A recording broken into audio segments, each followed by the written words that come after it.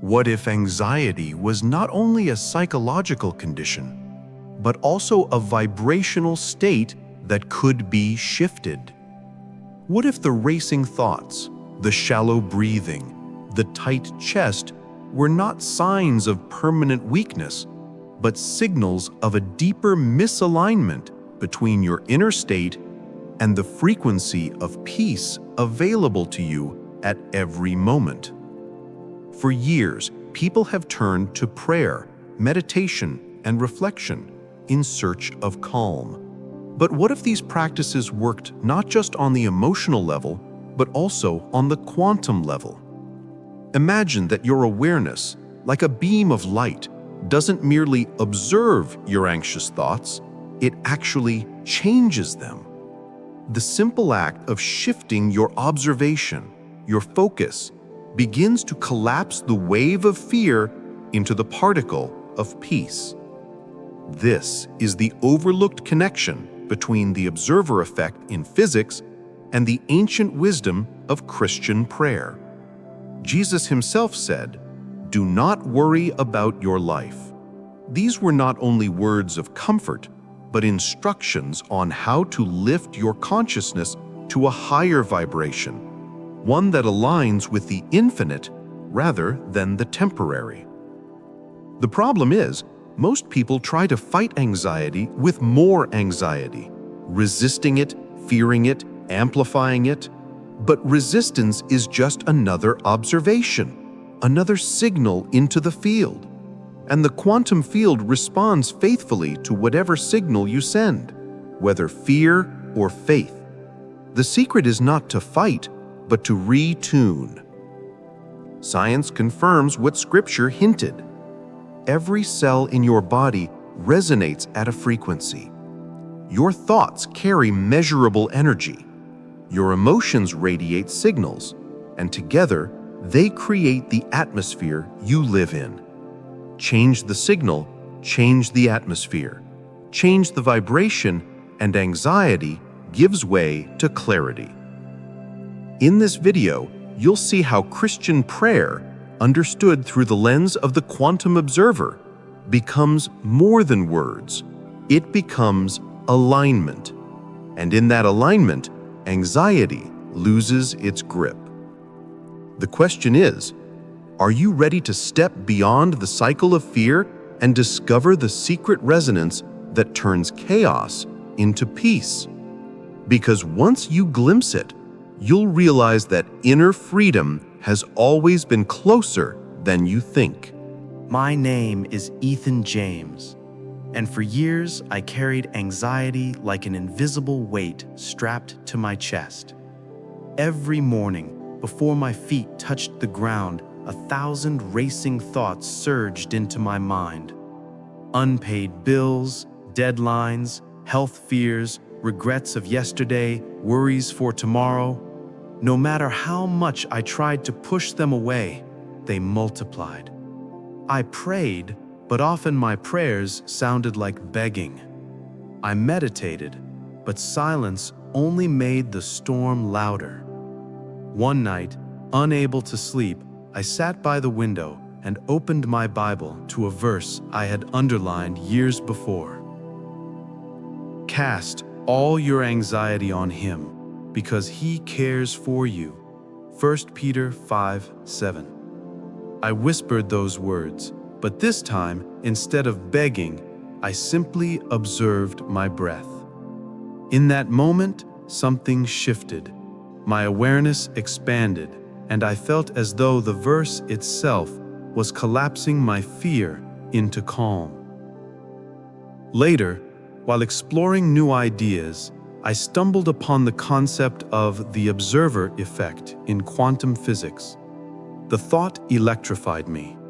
What if prayer itself was not just talking to God, but an act of observation that tuned my inner frequency?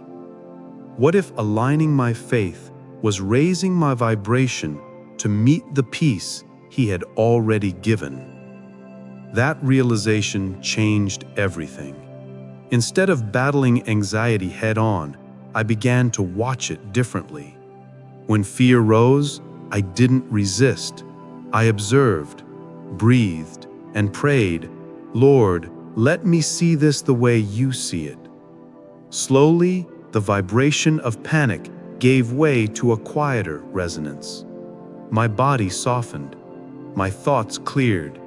I felt peace, not because circumstances had changed, but because my observation had. That night was the beginning of my transformation. I saw that anxiety wasn't proof that I was broken. It was a signal that my frequency had fallen out of harmony. Through prayer and awareness, I could retune. My life became less about escaping fear and more about aligning with the field of peace that Christ promised. Looking back, I realized that moment by the window was more than relief. It was the first step into a new dimension of faith, where Christian prayer and quantum observation merged into one practice, dissolving anxiety from the inside out. As I leaned deeper into the connection between faith and the quantum field, I realized that anxiety wasn't just a random malfunction of the mind. It was a state of observation. Every time I replayed worst-case scenarios, I was collapsing reality into the outcome I feared. My worry wasn't harmless, it was an act of unconscious creation. The shift began when I saw anxiety not as an enemy, but as a teacher. It revealed what frequency I was tuned to. Fear had its own vibration, tense, fast, shallow.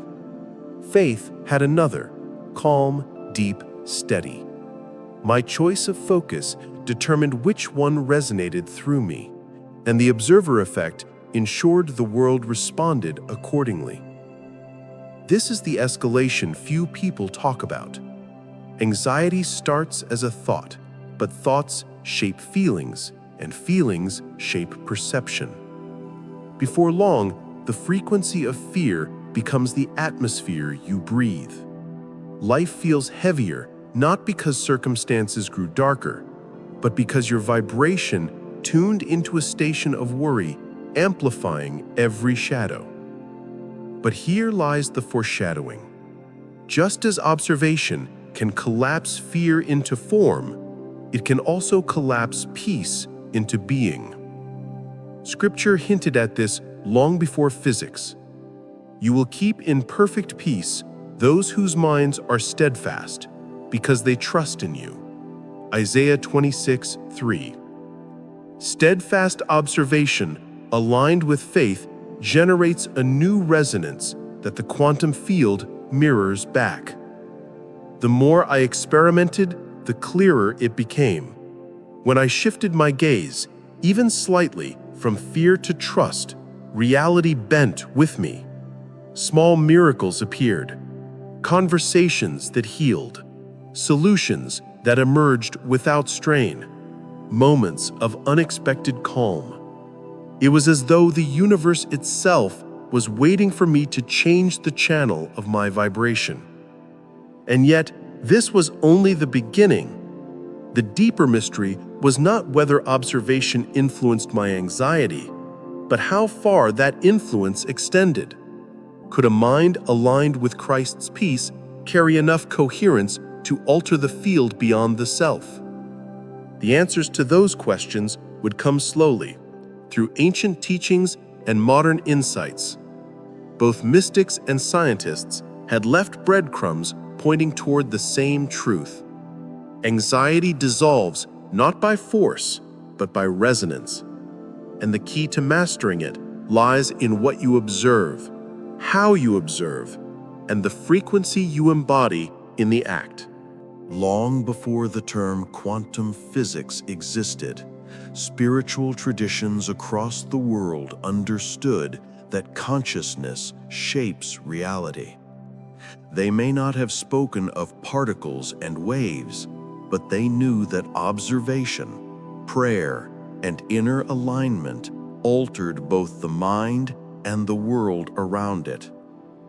Christianity holds countless examples. When Jesus said, "According to your faith, let it be done to you," Matthew 9:29, he was not describing blind optimism, but a principle of alignment. Faith was a frequency, a state of trust that shifted the vibration of the heart. That shift became the doorway for healing and transformation. In modern language, faith could be described as a coherent observation that collapses potential into reality. The Psalms echo this same idea. Be still and know that I am God. Stillness is not absence of activity, but presence of awareness. In that state, the observer tunes inward, lifting vibration from chaos to clarity, inviting the field to mirror back peace. Eastern traditions spoke similarly. Yogis described meditation as tuning the inner self to the cosmic sound, the vibration of Om, believed to be the frequency of creation itself. The Taoists taught that harmony with the Tao aligns the observer with the flow of reality, where resistance dissolves and anxiety loses its grip. And then science caught up. In the 20th century, experiments like the double slit revealed the shocking truth. Observation alters outcomes. The quantum field does not unfold independently of awareness. Instead, it dances with it, collapsing infinite probabilities into one experienced reality. Neuroscience adds another layer. Studies show that prayer and meditation alter brainwaves, slowing them into frequencies associated with peace and restoration. Gamma and theta waves, the brain's natural rhythms, harmonize when the mind is centered. What Scripture called renewing the mind, science now measures as changes in frequency and coherence. This is the insider knowledge. What faith traditions taught symbolically, physics now describes experimentally. Anxiety is not just a medical label, it is a state of dissonance between your awareness and the field. The cure lies not in escape, but in tuning. But there remains a deeper question, one that mystics and scientists alike hesitate to answer directly. If individual prayer shifts one's personal field, what happens when many unite their observation? Could collective alignment, a shared vibration of peace, ripple into the world at large? That mystery, hinted at for millennia, opens the door to the next stage of our journey. If prayer calms the heart and the quantum observer effect shows that awareness shapes outcomes, why do so many still feel trapped in anxiety? Why does fear return even after meditation, after worship, after affirmations? The missing piece is rarely discussed openly. Most people treat anxiety as an enemy to fight, but fighting is still focus, and focus is observation. The field doesn't distinguish between what you resist and what you invite. It responds to your vibration. By struggling against anxiety, you often amplify it. This is why the Bible doesn't say, fight your anxiety, but cast your anxiety on Him. Casting is not wrestling, it is release. It is shifting your frequency from resistance to surrender. In physics terms, it is collapsing one outcome, by refusing to energize another. Here lies the paradox. The harder you try to control anxiety, the more control it has. The true key is a shift of perception, not managing the storm, but stepping into the eye of it.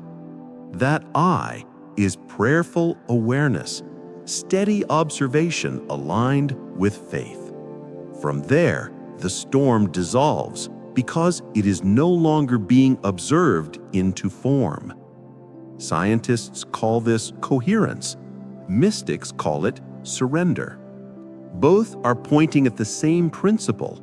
Anxiety loses its grip when the observer changes state. The quantum field mirrors back the inner frequency you embody, not the mask you wear. But how do you reach this state? Traditions hint at it. Experiments measure fragments of it, but few reveal the whole. Some say it's found in silence, where you hear the still small voice. Others say it's in gratitude, which lifts your vibration instantly. Modern researchers see it in heart-brain synchronization, where body and mind pulse at the same frequency of peace. The truth is simple, yet radical. You cannot force alignment. You can only allow it. Anxiety thrives on effort. Peace thrives on surrender. The unspoken key is learning to observe with openness, to let prayer and presence merge into a single act of awareness. And yet, a deeper mystery remains.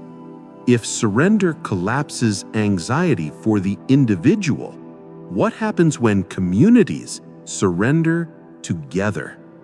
Could united prayer, aligned observation, generate a frequency strong enough to shift not only hearts, but entire atmospheres?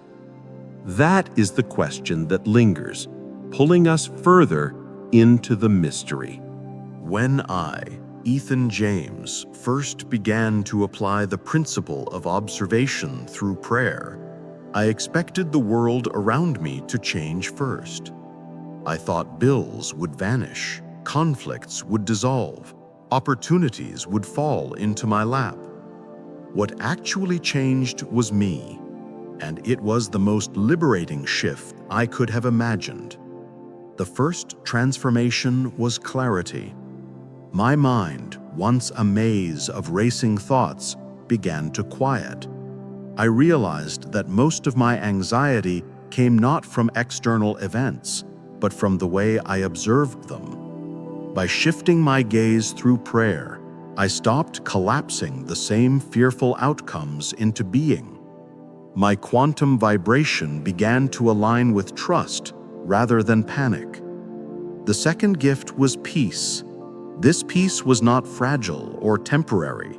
It did not depend on whether everything went my way. It was steady, like a river beneath the noise of life.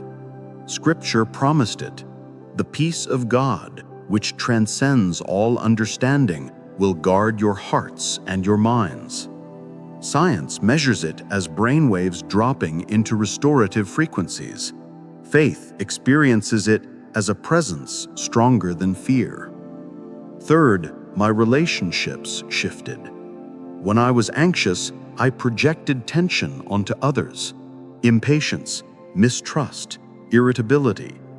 But as my inner frequency rose, I saw others differently. My observation softened. I began to see not their flaws, but their humanity.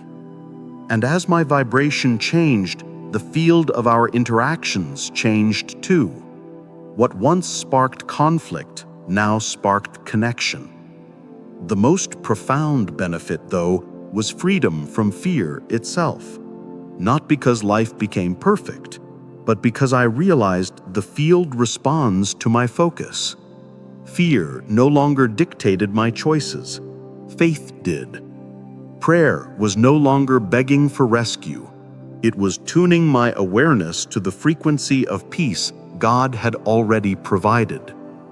Looking back to that night by the window, I see it differently now. My breakthrough didn't come because my problems vanished. It came because my observation changed. I stopped fueling anxiety with my gaze and started aligning my mind with peace. That shift in vibration created ripples that touched every area of my life. And yet one question remained. If one anxious heart can disturb the atmosphere of a room, and one peaceful heart can shift it, what happens when hundreds or thousands align together in prayerful observation? Could collective faith become the quantum frequency that heals not just individuals, but entire communities? The greatest revelation of the observer effect is that it does not end with the individual. If your observation, your prayer, your focus can collapse possibilities into outcomes, what happens when hundreds or thousands of people align their hearts to the same intention? Mystics across ages hinted at this. Jesus said, "Where 2 or 3 are gathered in my name, there am I with them." Was this not also a description of resonance, of frequencies joining to create a field larger than any one person?